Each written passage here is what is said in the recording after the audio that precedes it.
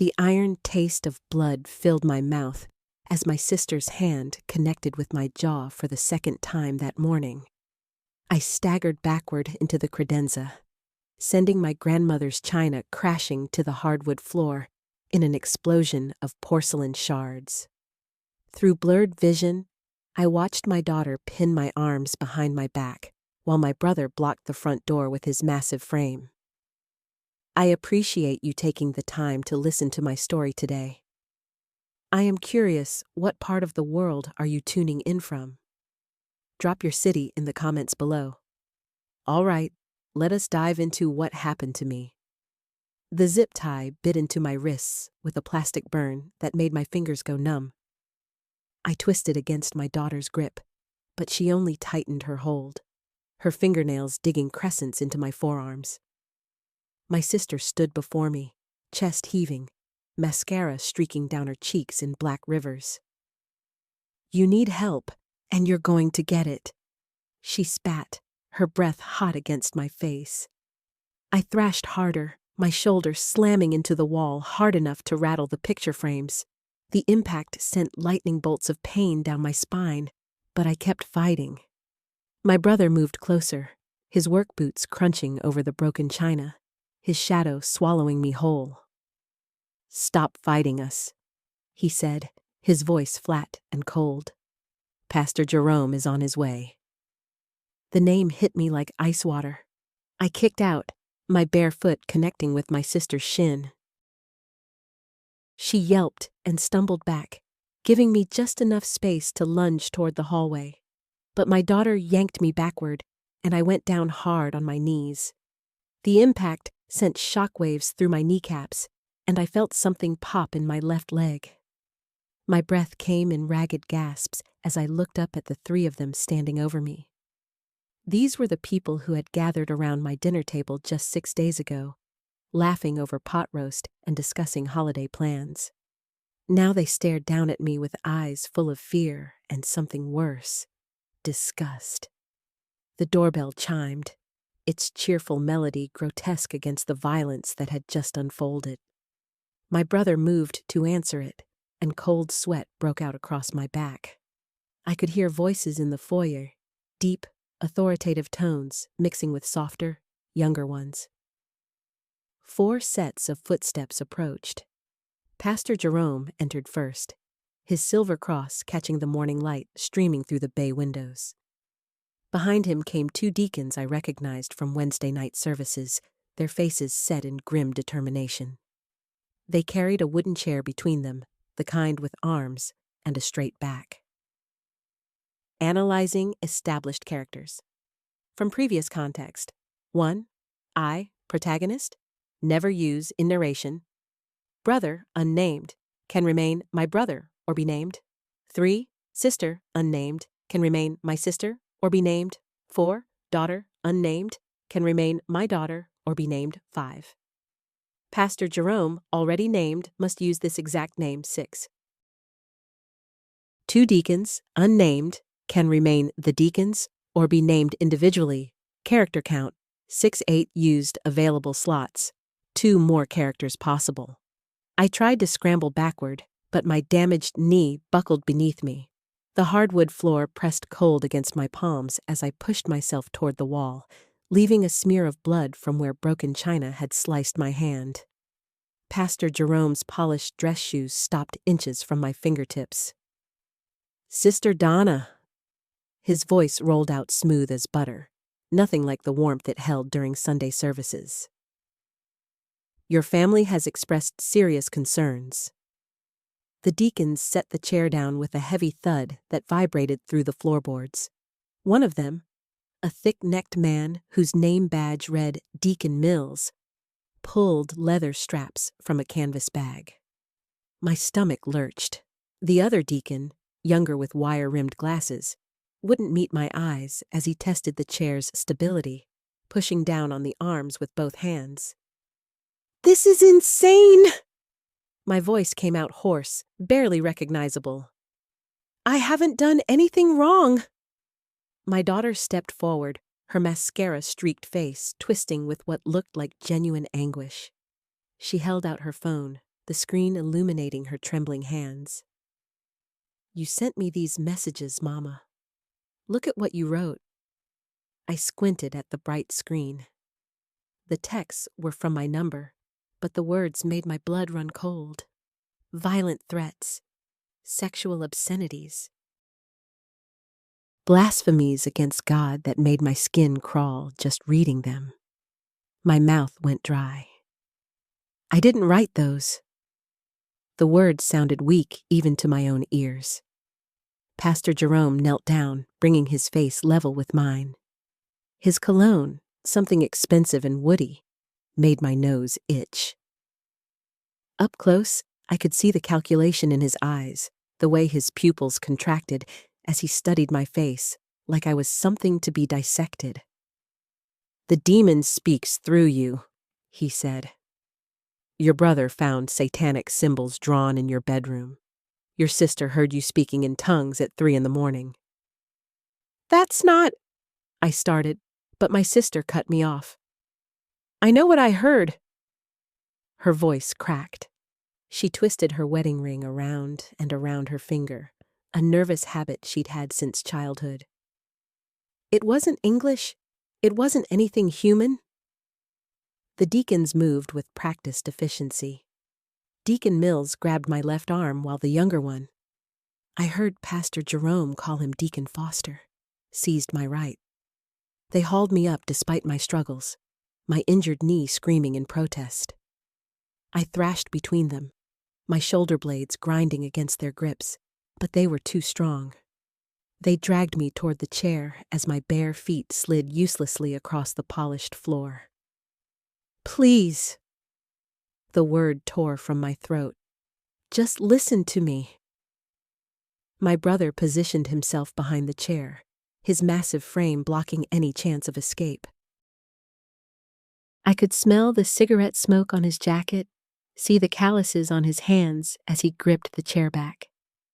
These were hands that had taught me to ride a bike, that had carried me on his shoulders at the county fair. Now they held me prisoner. The deacons forced me down into the chair. The wood was hard and unyielding against my spine. Deacon Mills wrapped the first leather strap around my left wrist, pulling it tight enough that my fingers started tingling. I yanked against it, throwing my weight to the side, but Deacon Foster pressed down on my shoulder with surprising strength for someone so lean.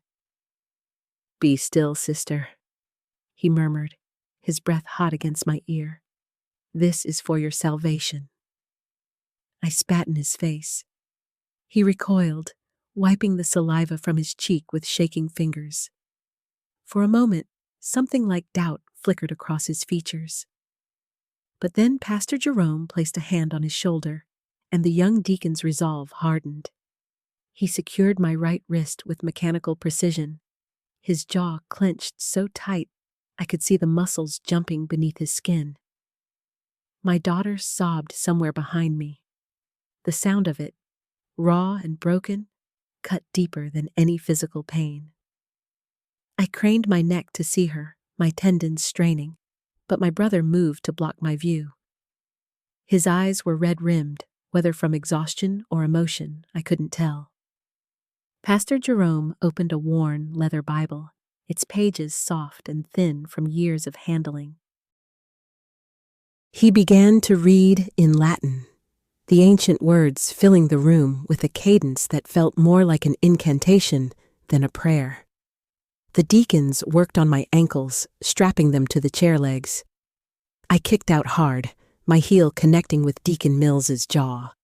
His head snapped back, and he stumbled, clutching his face. "She's fighting!"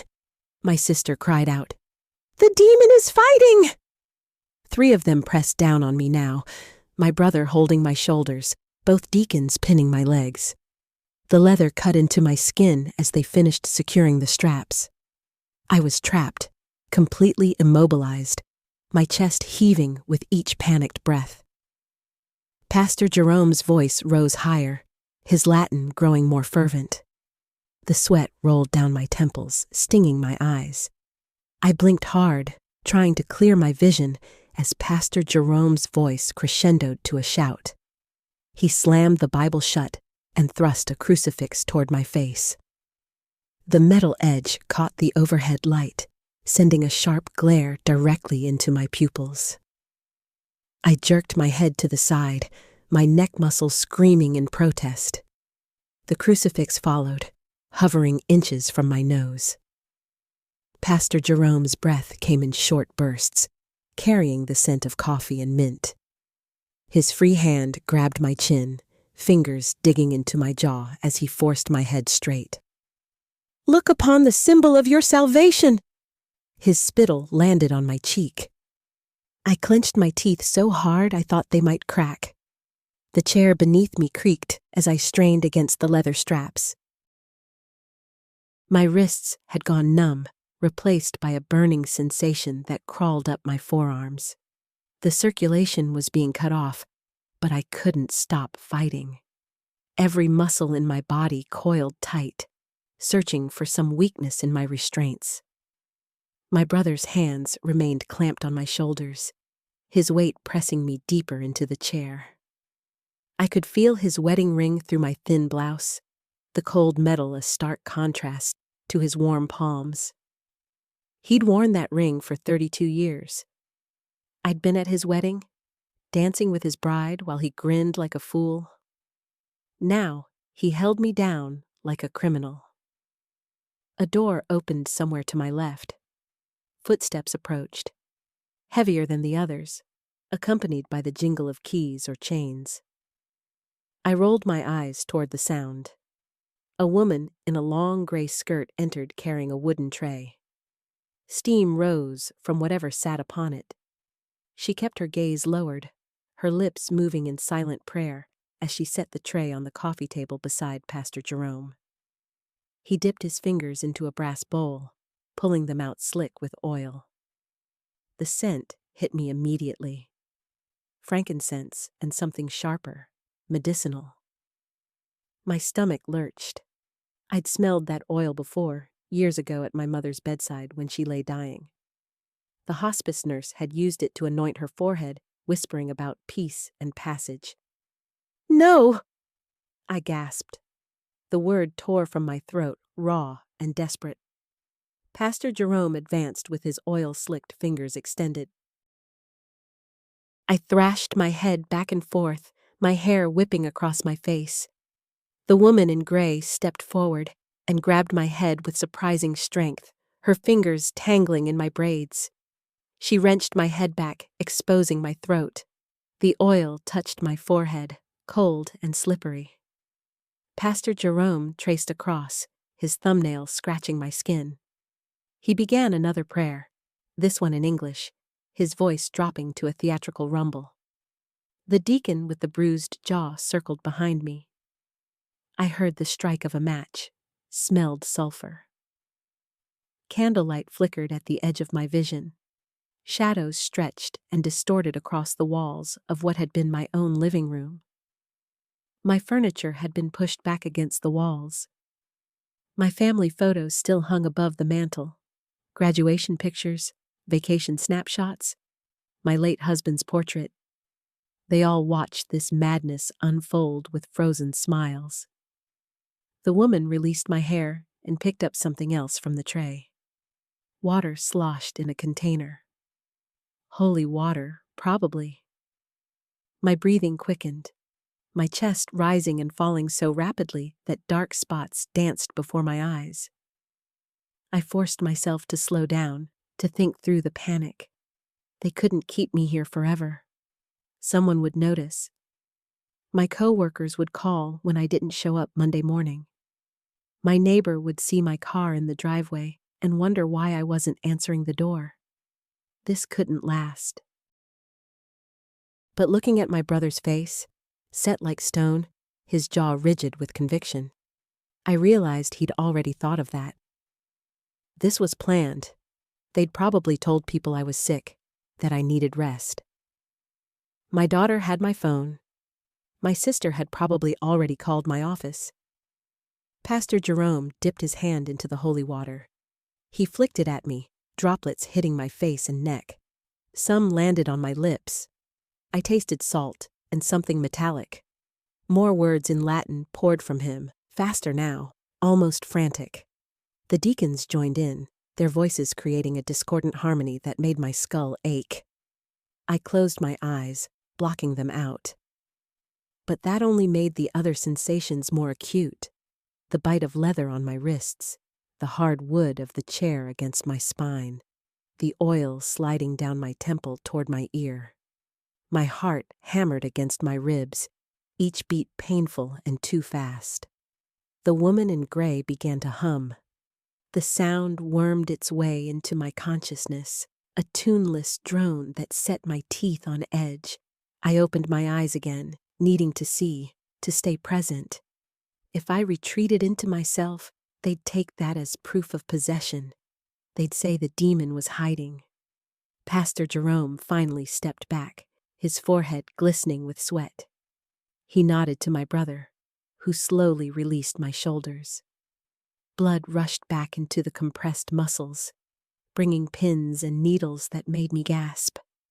But I still couldn't move, couldn't escape the chair that held me captive in my own home. Chaffa, Block 4. I tested the straps again, more deliberately this time. My right wrist had marginally more give than the left. I worked it back and forth, feeling the leather bite deeper, then slightly loosen. The friction burned. My skin felt raw beneath the binding, but I kept rotating my hand, making the smallest possible movements so they wouldn't notice. Pastor Jerome wiped his face with a white handkerchief, leaving a smear of oil across his cheek. He consulted a leather-bound book that one of the deacons held open for him, running his finger down a page filled with dense text. The air in my living room had grown thick and stale, heavy with the smell of incense and sweat. My niece, Shayla, my brother's oldest daughter, stood near the doorway with her phone raised, recording everything. The red light blinked steadily. Evidence, I realized. They wanted proof of the exorcism, proof that they'd tried to save me. The pastor closed the book with a soft thump. He gestured to the woman in gray, who stepped forward carrying a small wooden box. She opened it reverently, revealing a collection of items I couldn't quite make out from my angle. Metal glinted. Glass caught the lamplight. My stomach clenched.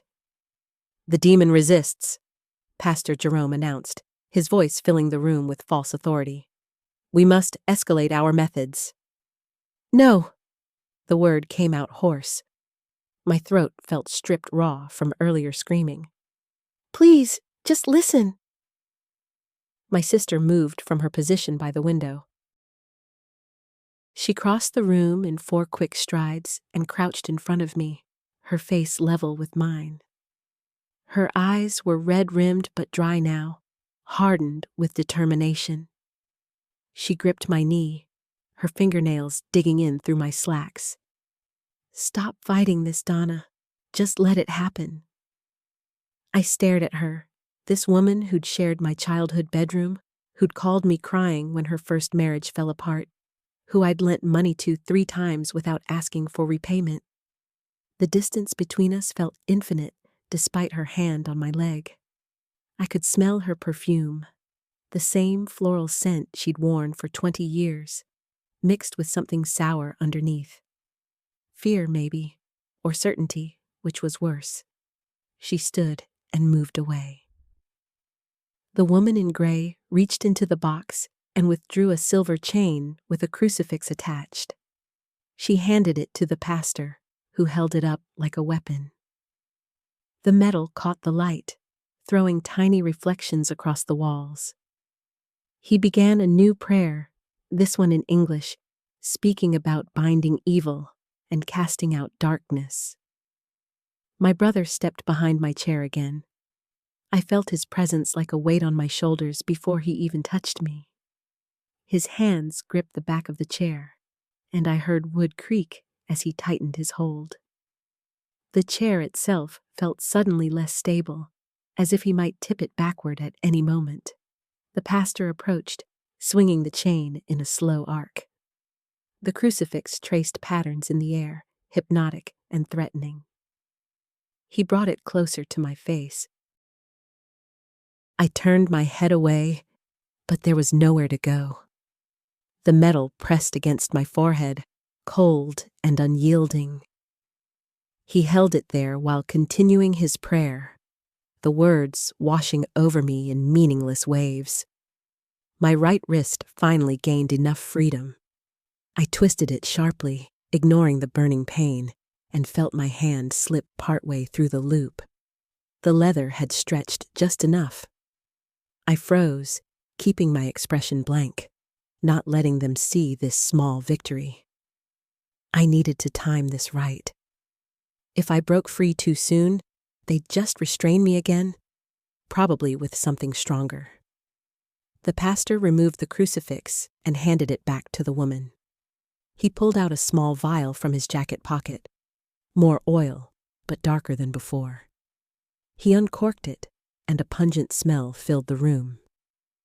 Myrrh, maybe, mixed with something medicinal and sharp. He poured a generous amount into his palm, coating his fingers until they glistened black.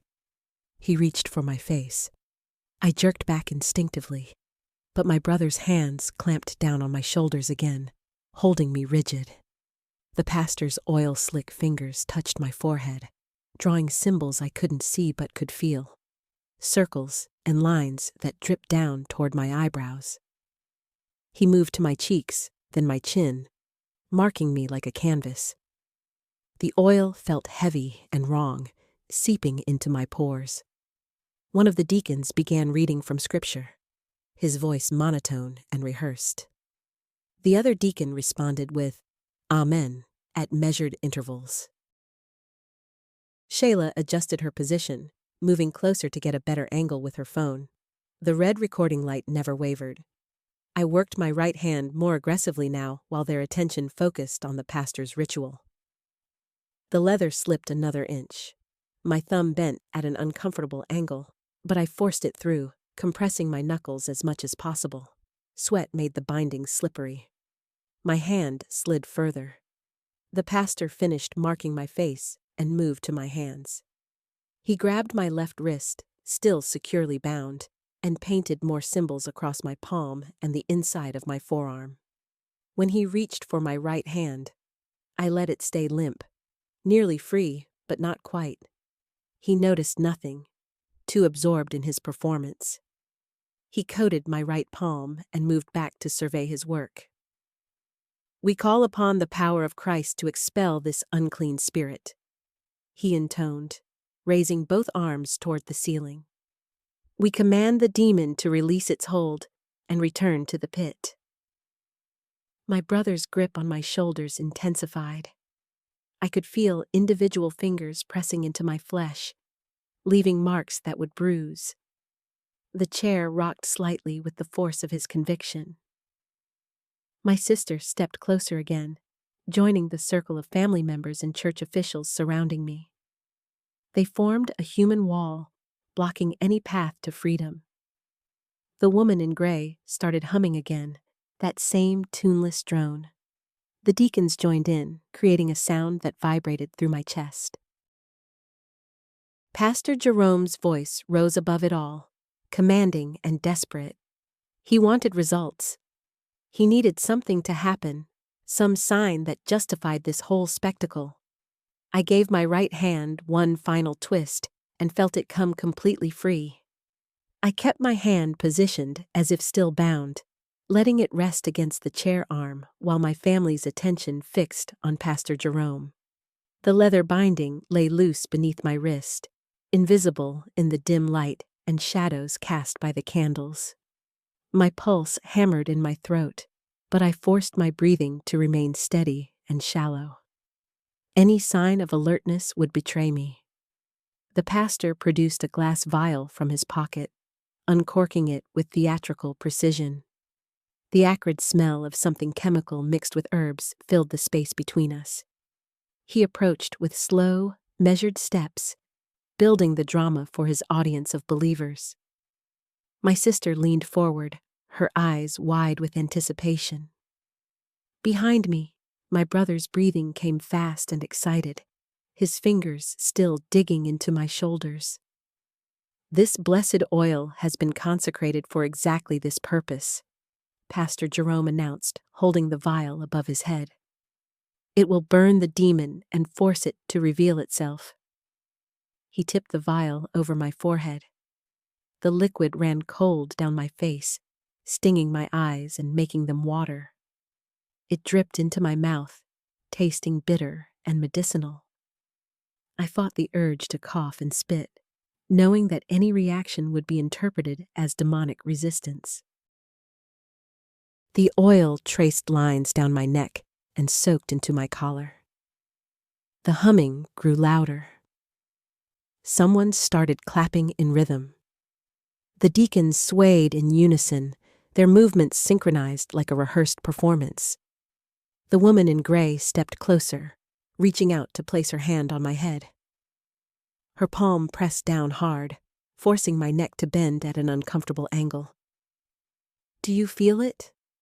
she whispered, her voice carrying a tremor of excitement. "The spirit is fighting back. It knows we're close." Pastor Jerome set the vial aside and gripped my face with both hands, his thumbs pressing into my cheekbones. He forced my head up, making me look directly at him. His eyes searched mine, looking for something specific, some sign he could point to as proof. I stared back without blinking, keeping my expression neutral despite the pain radiating from where he held me. "Speak your name, demon," he commanded. "I compel you in the name of the Father." The circle of observers pressed closer. I could smell their sweat, their perfume, their coffee breath. My niece stood among them now, though I hadn't noticed her arrival. She couldn't have been more than 19, and tears streaked her face. She clutched a worn Bible to her chest like a shield. The sight of her made something twist in my gut. I used the moment of distraction. While Pastor Jerome maintained his grip on my face and everyone's eyes were locked on mine, I slid my free right hand down to work on the leather binding my left wrist. My fingers found the knot, still slick with my sweat. I picked at it carefully, feeling for the give in the material. "The demon refuses to answer," one of the deacons declared. "Its hold is strong."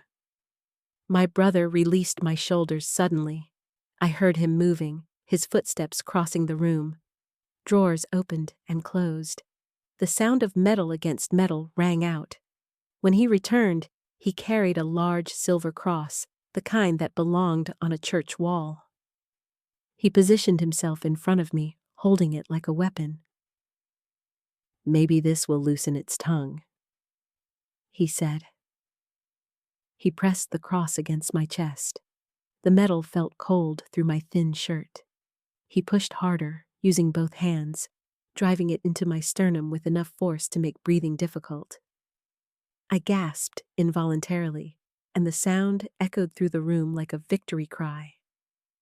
The observers took it as confirmation, their voices rising in a chaotic mixture of prayers and exclamations. The knot on my left wrist loosened another fraction. I worked it with subtle movements, using the distraction of my brother's assault to my advantage. The leather stretched as I pulled, the binding beginning to slip over my hand. My skin scraped raw against the material, but I felt it giving way. Pastor Jerome released my face and stepped back, surveying the scene with satisfaction. He nodded to my brother, who maintained the pressure with the cross. The woman in gray began speaking in tongues, her words a rapid jumble of sounds that made no linguistic sense. Others joined in, creating a cacophony that filled every corner of the basement. My sister moved to stand beside the pastor, her face flushed with religious fervor. She raised her hands above her head, swaying with the rhythm of the incomprehensible words. The candles flickered from the movement of bodies and the heated air. Shadows danced across the concrete walls, making the scene feel even more surreal and nightmarish. I felt the leather binding slide over my left knuckles. Both hands were now free, though I kept them positioned carefully to maintain the illusion of restraint. My brother still pressed the cross into my chest, his full weight behind it. The edges dug into my skin, surely leaving marks. Each breath required effort, my ribs protesting against the pressure. The pastor raised his hand, and the speaking in tongues gradually subsided. He approached again, this time carrying a thick, leather-bound book. Not a Bible, something older, with pages yellowed and brittle.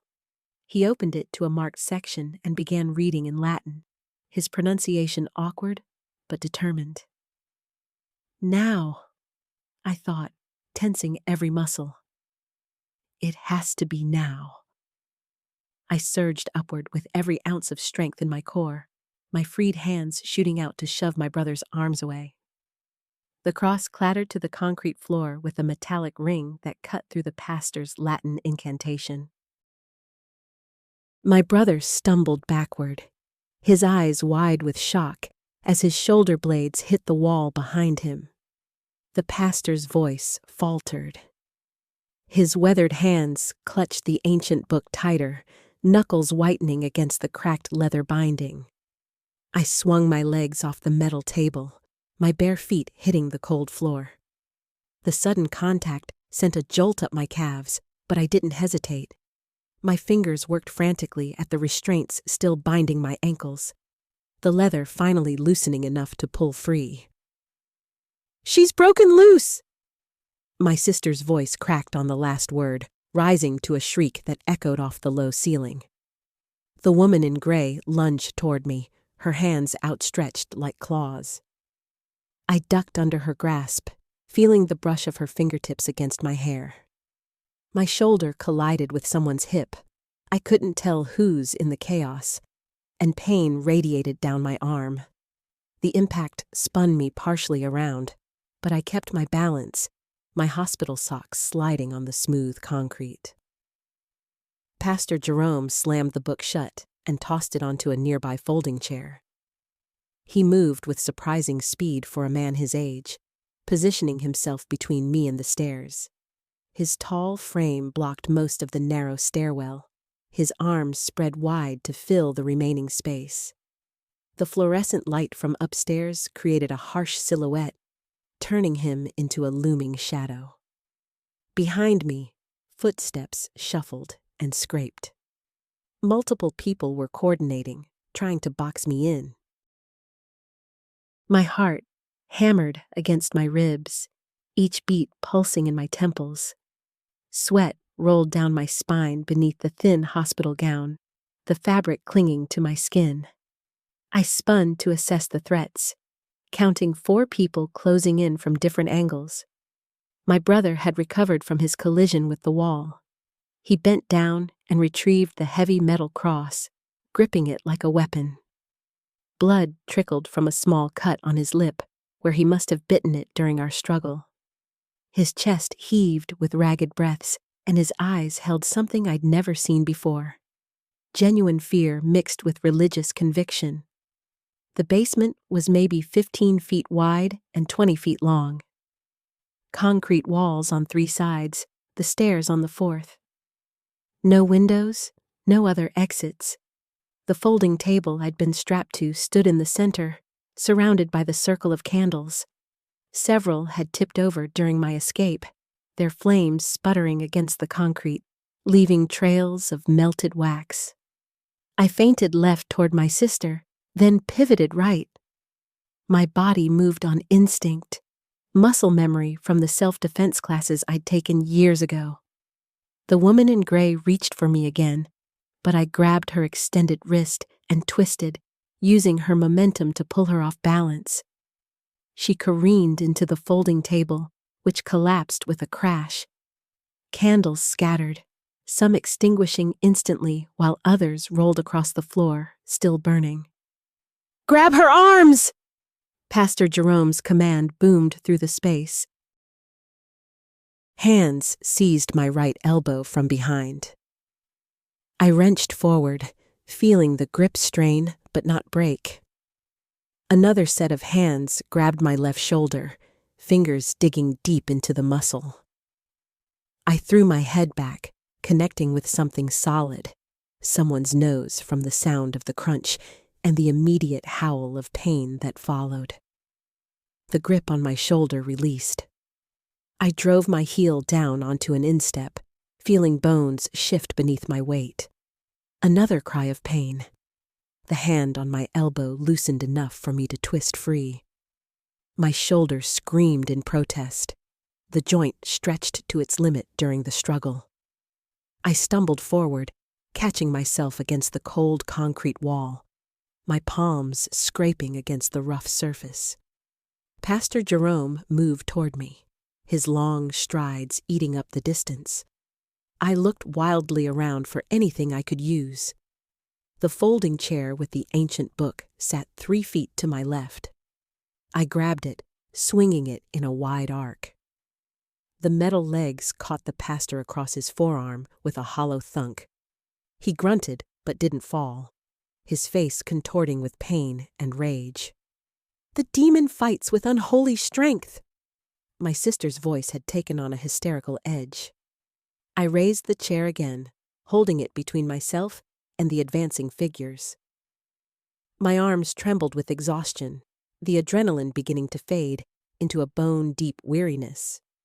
The thin hospital gown provided no protection, and I could feel new bruises forming on my ribs, my arms, my legs. Every breath felt like inhaling fire. My brother circled to my right, still clutching that damned cross. The woman in gray had gotten back to me feet, her face twisted with determination. A man I recognized as a church deacon moved to block my path to the stairs alongside Pastor Jerome. Blood ran from his nose. My head must have connected with his face during the struggle. The remaining candles cast jerking shadows that made everyone look monstrous. Smoke from the extinguished flames created a thin haze near the ceiling, and the smell of burning wax mixed with sweat and fear. My back pressed against the wall, rough concrete catching on the fabric of my gown. Block 7. The deacon lunged first. I swung the chair sideways, catching him in the shoulder. Metal clanged against bone. He staggered back with a sharp cry, colliding with my brother. The 2 men tangled together, arms flailing for balance. I didn't wait to see them recover. My bare feet slapped against concrete as I bolted left, away from the blocked staircase. The basement extended into darkness beyond the circle of candlelight. Storage shelves lined the far wall. I'd seen them during church potlucks years ago, when I still believed these people were my sanctuary. My lungs burned with each gasping breath. The hospital gown whipped around my legs as I ran. "Don't let her reach the other exit!" Pastor Jerome's voice boomed behind me. I hadn't known there was another exit. Hope sparked in my chest even as footsteps thundered after me. My shin cracked against something hard, a wooden crate. Pain exploded up my leg, but I kept moving, limping now, dragging my injured leg. Tears streamed down my face from the impact. The darkness swallowed me whole as I moved beyond the candle's reach. My outstretched hands found the metal shelving. Jars clinked together as I used it to guide myself forward. Something glass shattered under my foot. Liquid spread across the concrete, slick and cold. The sharp smell of pickles filled my nostrils. Someone's canning from last fall's harvest festival. My feet slid in the brine. I grabbed the shelf harder, steadying myself, and kept pushing forward into the blackness. A flashlight beam cut through the dark behind me. It swept left, then right, searching. I pressed myself against the shelving, making myself as small as possible. My heart hammered so hard, I thought it might bruise itself against my ribs. Sweat and tears mixed on my face. Every muscle in my body screamed for rest. "Sister Donna, please." My sister's voice came from somewhere in the darkness. "We're trying to save your soul." The flashlight beam moved closer. I could see dust motes dancing in its glow. My hand closed around something cylindrical on the shelf, a can of soup or vegetables. I pulled it free slowly, praying it wouldn't scrape against the metal. The cold aluminum pressed against my palm. I hefted its weight. Not much, but enough. The beam swung toward me. I hurled the can with everything I had left. It flew through the darkness and connected with a wet thud. Someone cursed, a man's voice I didn't recognize. The flashlight clattered to the floor, its beam now pointing uselessly at the ceiling. Shadows leaped and twisted across the basement walls. I ran again. My injured leg buckled with each step, but I forced it to hold. The shelf ended abruptly, and my hands found smooth drywall. I followed it, fingers trailing across the surface, searching for a doorframe or handle. Behind me, multiple flashlights had appeared. Their beams crisscrossed through the basement like searchlights hunting for escaped prisoners. My fingernails caught on something, a door jamb. I felt frantically for the handle.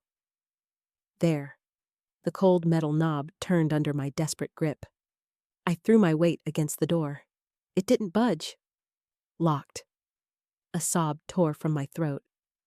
I rattled the knob harder, pulling and pushing, my movements becoming frantic and uncoordinated. "She's found the storage room door!" Footsteps pounded toward me. I spun around, back pressed against the unyielding door, and saw 3 flashlight beams converging on my position. Nowhere left to run. My chest heaved with ragged breaths. Blood from my cut foot left dark prints on the concrete. The thin hospital gown hung in tatters where it had caught on the shelving. The woman in gray emerged from the darkness first, her face illuminated from below by her flashlight, making her look ghoulish. Deep scratches marked her cheek where I'd clawed her earlier. She held a length of rope coiled in her other hand. Behind her came Pastor Jerome and my brother, both breathing hard from the chase. "Enough running." The pastor's voice had gone cold and flat. "The demon's strength is fading." I looked down at my trembling hands. He was right. My arms hung heavy at my sides like dead weight. My injured leg could barely support me anymore. The adrenaline that had carried me this far had burned away, leaving only exhausted terror. I slid down the door until I sat on the cold concrete, my back still pressed against it. They formed a semicircle around me, flashlights pointed at my face, blinding me. I raised one shaking hand to shield my eyes. More figures emerged from the shadows. My sister, the deacon nursing his shoulder. 2 other church members whose faces I couldn't make out past the lights. 689677. The woman in gray moved first, dropping to one knee beside me with practiced efficiency. She grabbed my right wrist before I could pull it away, her fingers digging into the pressure points until my hand went numb. I tried to jerk back, but my body had nothing left. She looped the rope twice around my wrist, yanked it tight, then reached for my other hand. "No!" The word came out as barely a whisper. I twisted sideways, using the last dregs of my strength to pull my left arm against my chest. The woman's knee pressed into my ribs, forcing the air from my lungs. Her weight crushed down on me as she pried my fingers loose one by one. The rope bit into both wrists now, binding them together in front of me. She tied the knot with swift, deliberate movements, someone who'd done this before. Pastor Jerome crouched down, bringing his face level with mine. Sweat glistened on his forehead despite the basement's chill. His breath smelled of coffee and something sour underneath.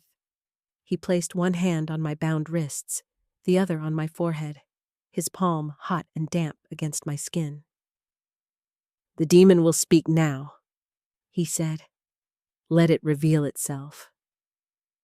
I tried to pull away, but the woman in gray held my shoulders pinned. My sister stepped closer, her phone's camera light joining the flashlights. She was recording. The knowledge of it sent ice through my veins. They were documenting this, building their evidence of my supposed possession. "Look at her eyes," my brother said. "They're wild. That's not our sister in there." The deacon moved to my left, his good arm reaching down.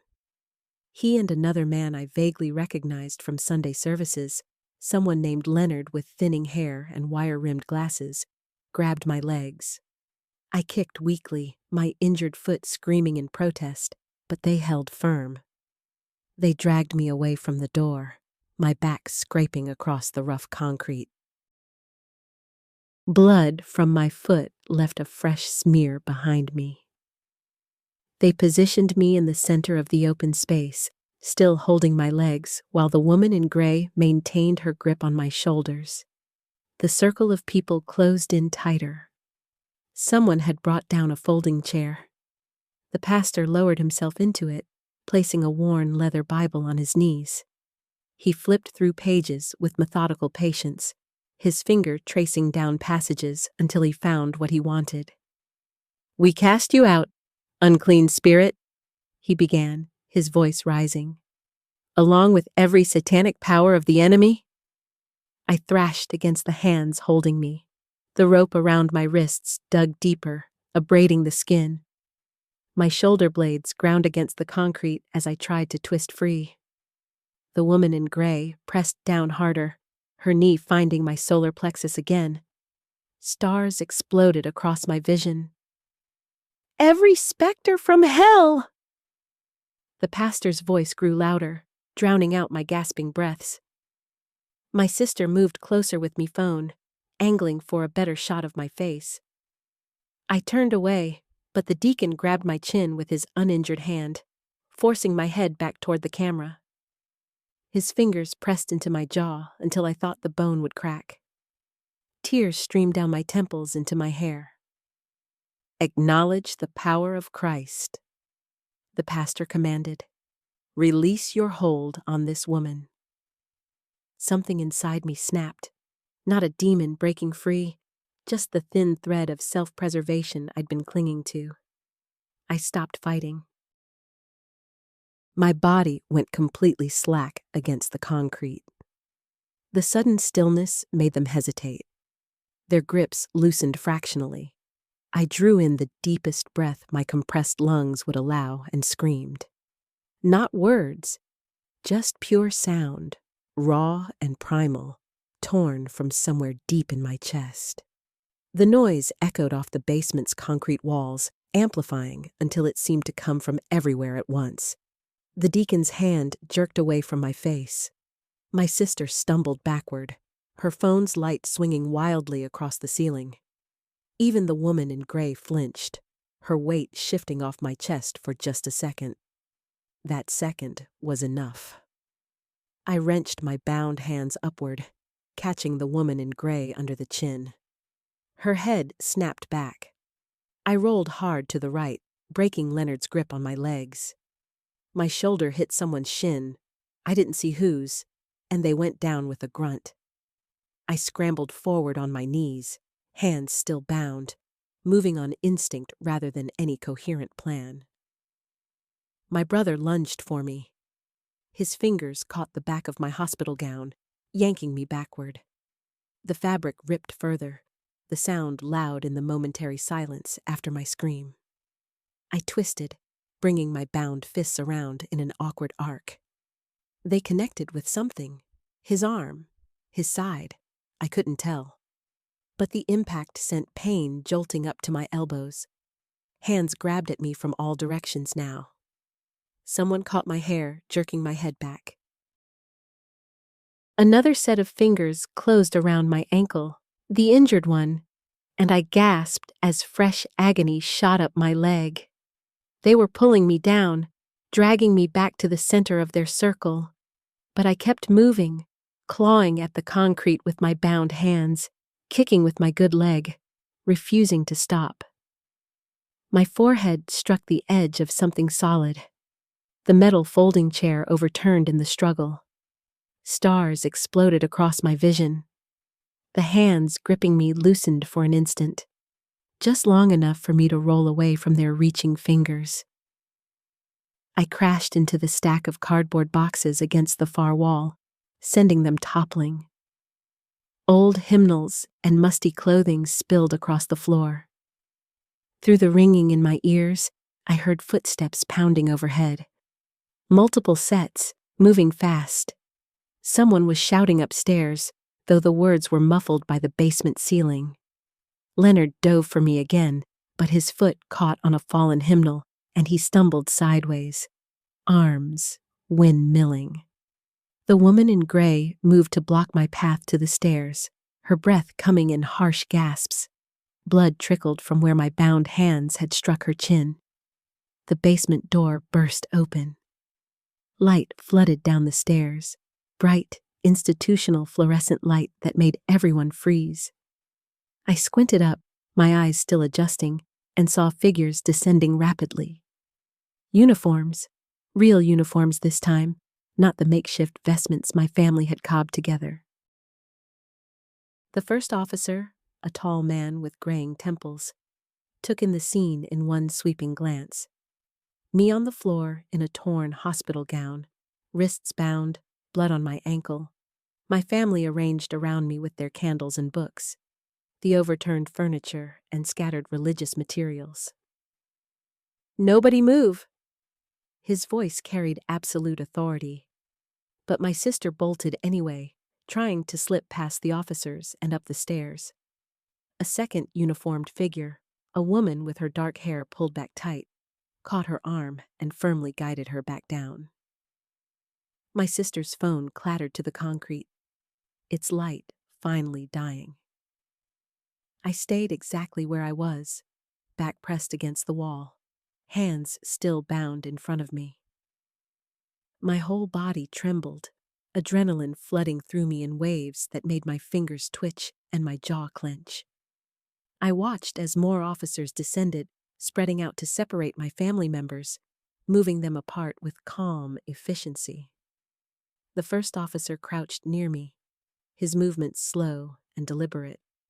He pulled a knife from his belt, and I flinched involuntarily before realizing he meant to cut the clothesline binding my wrists. "You're safe now," he said quietly. The rope fell away.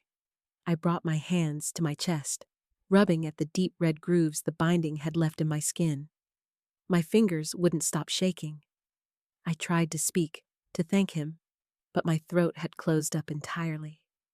Behind him, I watched as another officer guided Leonard toward the stairs, one hand on his shoulder. My brother's face had gone completely blank. All the zealous certainty drained away, replaced by something that looked almost like confusion. He glanced back at me once, and I saw a flicker of recognition in his eyes, not of demons or possession, but of me, his actual sister, bloodied and bound in their basement. The deacon stood with his hands raised slightly, talking to an officer in low, urgent tones. I couldn't hear the words, but I could see his mouth forming explanations, justifications, his hands gesturing toward the religious materials scattered across the floor as if they somehow legitimized what had been done to me.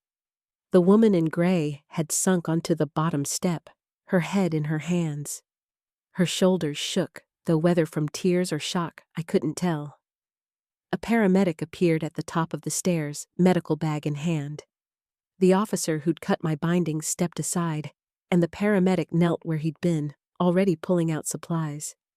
She checked my pupils with a small light, her touch gentle on my jaw as she examined the bruising forming there. "Can you tell me your name?" she asked. "Donna." My voice came out as barely a whisper. Donna Adams. Donna, I'm going to check your injuries, okay? Then we're getting you out of here. I nodded, not trusting my voice again. She moved to my ankle, carefully examining where the restraint had cut into my skin. Each touch sent fresh pain radiating up my leg, but I welcomed it. The pain was real, grounding, proof that I was still here, still myself, despite everything they'd tried to make me believe. Upstairs, I could hear more voices, more footsteps. Someone was reading rights. The words drifted down in fragments, formal and damning. My sister appeared at the top of the stairs, escorted by the female officer. She looked down at me, and our eyes met across the basement. For a moment, I thought I saw something in her face. Regret, maybe, or dawning horror at what she'd helped orchestrate. But then she looked away, her jaw setting in that stubborn line I'd known since childhood. The paramedic wrapped my ankle with practiced efficiency, then helped me to my feet. My legs barely held my weight. She steadied me with an arm around my waist, taking most of my weight as we moved toward the stairs. Each step sent jolts of pain through my injured ankle, but I kept moving. I needed to get out of that basement, away from the candles and the incense and the circle they'd drawn around me. 6 months later, the morning sun streams through the kitchen window of my new apartment, catching the steam rising from my coffee cup. I lean against the counter, savoring the quiet, the absolute normalcy of making breakfast in my own space. No footsteps overhead, no whispered prayers through the walls, just the hum of the refrigerator and the distant sound of traffic on the street below. My phone buzzes on the counter. A text from Dr.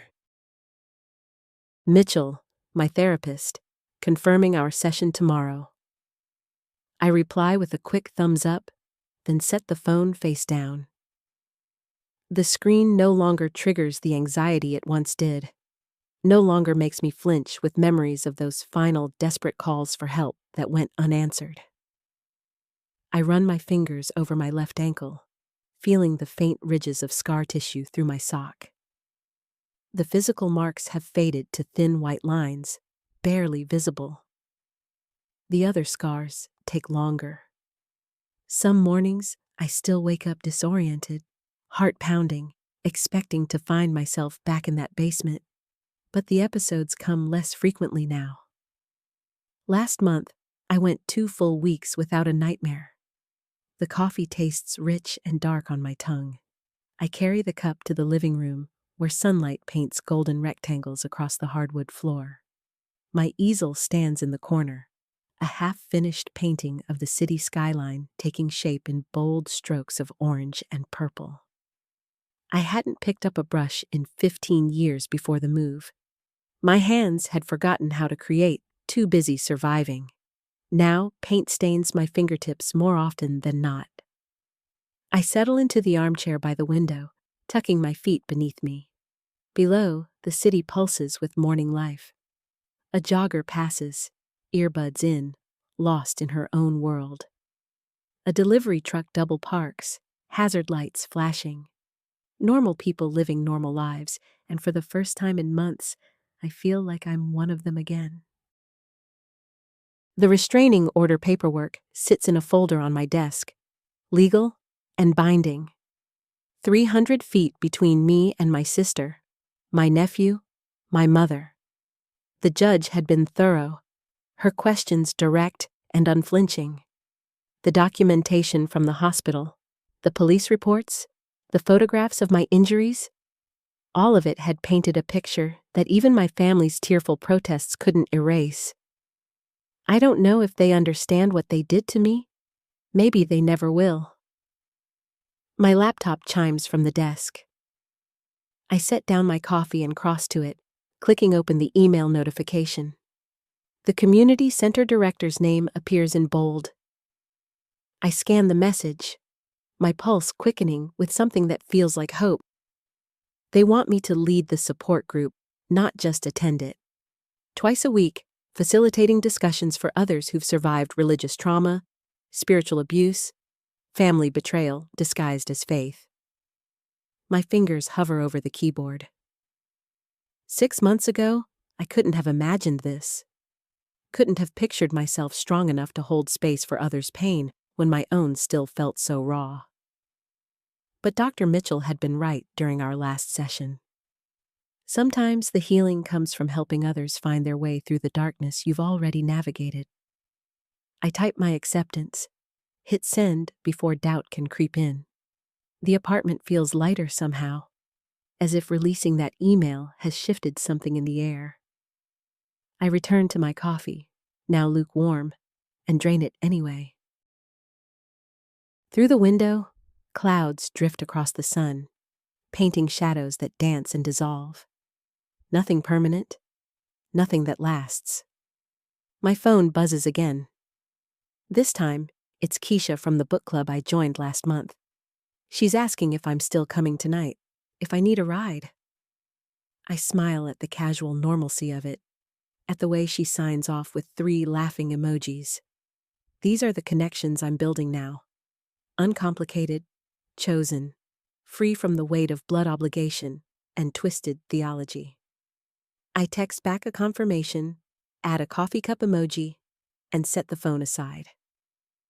The rest of the morning stretches before me, unhurried and mine. I might paint. I might read the novel sitting on my nightstand, its spine still uncracked. I might simply sit here and watch the city move beneath my window, grateful for the gift of boredom, of safety, of a life reclaimed from those who tried to convince me I was something broken that needed fixing. My reflection catches in the darkened TV screen across the room. I study the woman looking back at me, 56 years old, starting over, building something new from the rubble of everything that came before. The face is older than I remember, lines etched deeper around my eyes and mouth. But there's something else there too, something that wasn't present in the mirror 6 months ago. I look like someone who survived. The bruises have long since faded. The cuts have healed.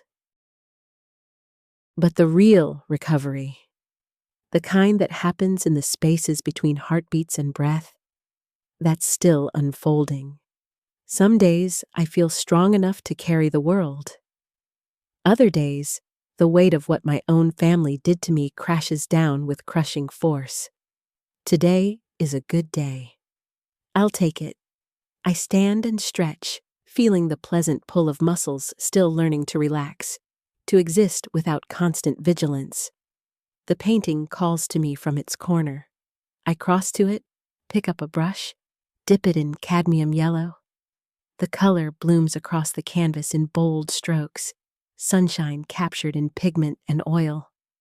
Outside my window, the city continues its endless rhythm. And inside this small apartment, in this space I've carved out and claimed as my own, I continue mine. Did you like my story? And which city are you listening from? Let's meet in the comments. If you like the story, you can support me by sending a super thanks so I can keep bringing more stories like this. Thank you so much for your sweet support. I'm looking forward to your comments on the story. On the screen, you can see 2 new life stories that I highly recommend. There's so much more on my channel. Don't forget to subscribe. See you in the next life story. With love and respect.